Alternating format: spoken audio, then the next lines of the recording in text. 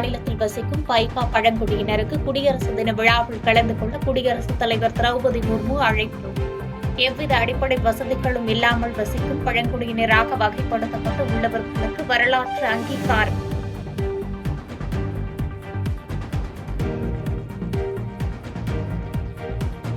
எழுபத்தி குடியரசு தின விழாவை முன்னிட்டு ஜம்மு காஷ்மீர் தோடாவில் பலத்த பாதுகாப்பு. துப்பாக்கி ஏந்திய ராணுவ அதிகாரிகளோடு வாகனங்களில் தீவிர சோதனை.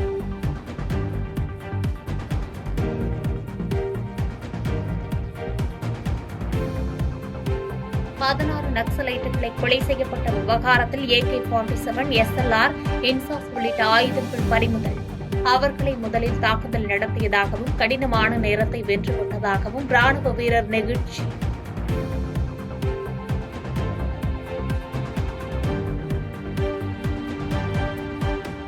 அண்ணா பல்கலைக்கழக மாணவி பாலியல் வன்கொடுமை வழக்கில் கைதான ஞானசேகரன் வலிப்பு வந்தது போன்று நடித்ததாக தகவல்.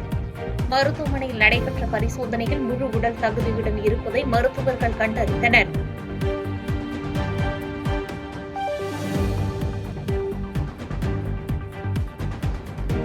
புதுச்சேரியில் காதலி போன்று குறுஞ்செய்தி அனுப்பி ஏமாற்றிய சக மாணவனை தனியார் பள்ளியின் வகுப்பறையில் கத்தியால் வெட்டிய மாணவன்.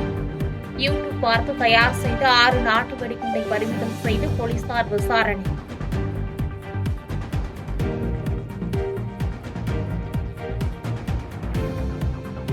உசிலம்பட்டி அருகே சாலையை கடக்க முயன்ற தம்பதி மீது சரக்கு வாகனம் மோதியதில் மனைவி உயிரிழப்பு. விபத்து குறித்து CCTV காட்சிகள் வெளியான நிலையில் உசிலம்பட்டி நகர் காவல் நிலைய போலீசார் வழக்கு பதிவு செய்து விசாரணை.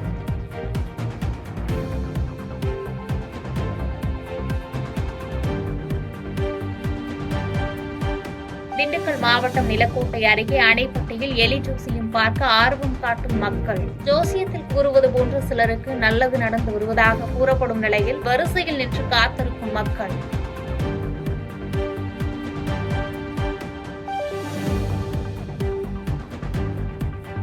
ஒசூரில் கொரியர் மூலம் கேரளாவிற்கு கஞ்சா கடத்த இருந்த 2 மலையாளிகள் கைது. 32 கிலோ கஞ்சாவை கைப்பற்றி போலீசார் தீவிர விசாரணை.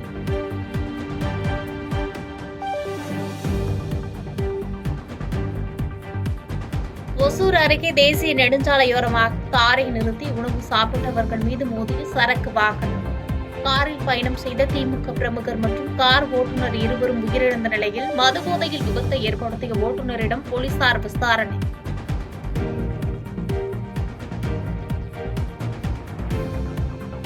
தென் அமெரிக்காவை புரட்டியெடுத்த பனி புயலால் இதுவரை 10 பேர் உயிரிழப்பு. டெக்சாஸ், புளோரிடா மாகாணங்களில் அவசர நிலை அறிவிப்பு.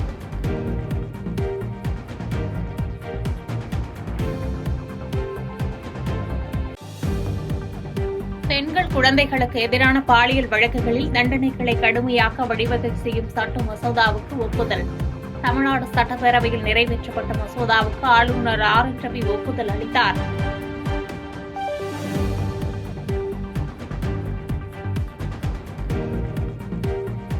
ரயில் விபத்தில் உயிரிழந்தவர்கள் குடும்பத்திற்கு மாநில அரசு சார்பில் ரூபாய் 5 லட்சம் நிவாரணம் வழங்கப்படும் என்று மகாராஷ்டிரா முதலமைச்சர் தேவேந்திர பட்னாவிஸ் தகவல். இதேபோன்று ரயில் விபத்தில் உயிரிழந்தவர்களின் குடும்பங்களுக்கு 1.5 லட்சம் ரூபாய் வழங்க ரயில்வே அமைச்சகம் அறிவிப்பு.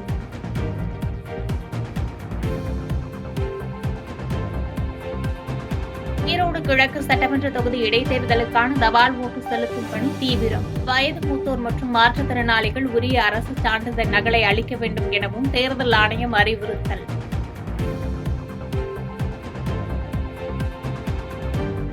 கள்ளக்குறிச்சியில் கள்ளச்சாராயம் அருந்தி 68 பேர் உயிரிழந்தது தொடர்பாக இன்று முதற்கட்ட விசாரணையை தொடங்குகிறது CBI. சங்கராபுரம் அருகே உள்ள சேஷசமுத்திரம், மாதவச்சேரி ஆகிய கிராமங்களில் கள்ளச்சாராயம் விற்பனை செய்யப்பட்ட இடத்தினை நேரில் ஆய்வு செய்த அதிகாரிகள்.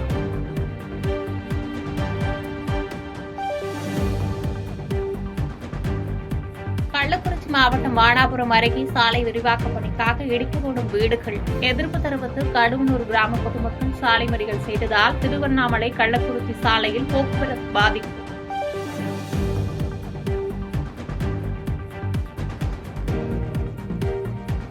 திமுகவை அழிக்க நினைத்தவர்கள் வாழ்ந்ததாக சரித்திரம் இல்லை என்று திமுக அமைப்பு செயலாளர் RS பாரதி காட்டம். பாஜகவிடம் பணம் பெற்றுக்கொண்டு பெரியாரை பற்றி சீமான் அவதூறு பரப்பி வருவதாகவும் குற்றச்சாட்டு. திராவிட இயக்கத்தினுடைய தலைவர்கள் பல பேர் இந்த மண்ணிலே பேசியிருக்கிறார்கள். ஆகவே திராவிட முன்னேற்ற கழகத்தை ஒழிப்பதற்கு அழிப்பதற்கு யார் யாரோ புறப்பட்டு வந்திருக்கிறார்கள்.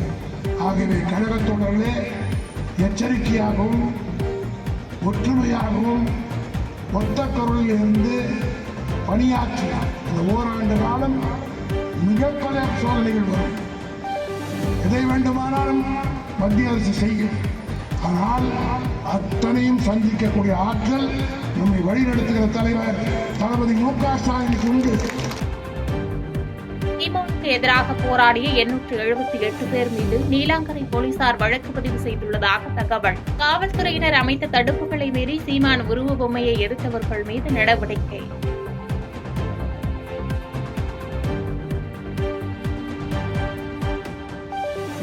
வேலூரில் மருத்துவ உபகரணங்கள் விற்பனை நிலையத்தில் சட்டவிரோதமாக பதுக்கி வைக்கப்பட்டிருந்த 30 லிட்டர் மெத்தனால் பறிமுதல். கிழக்கு மற்றும் விற்பனை நிலையத்திற்கு சீல் வைத்து அதிகாரிகள் விசாரணை.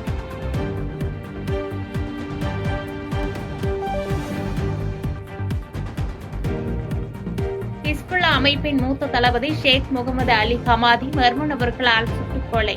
குடும்ப பிரச்சனையால் இந்த கொலை நடந்துள்ளதாக அந்நாட்டு உள்ளூர் ஊடகங்களில் செய்திகள் வெளியாகியுள்ளது. பாதகம் செய்பவரை கண்டால் நாம் பயம் கொள்ளலாகாது பாப்பா. மோதி மிதித்துவிடு பாப்பா, அவர் முகத்தில் உமிழ்ந்துவிடு பாப்பா. அண்மை செய்திகளை உடனுக்குடன் தெரிந்து கொள்ள இணைந்திருங்கள் எம் நாடு தொலைக்காட்சியுடன்.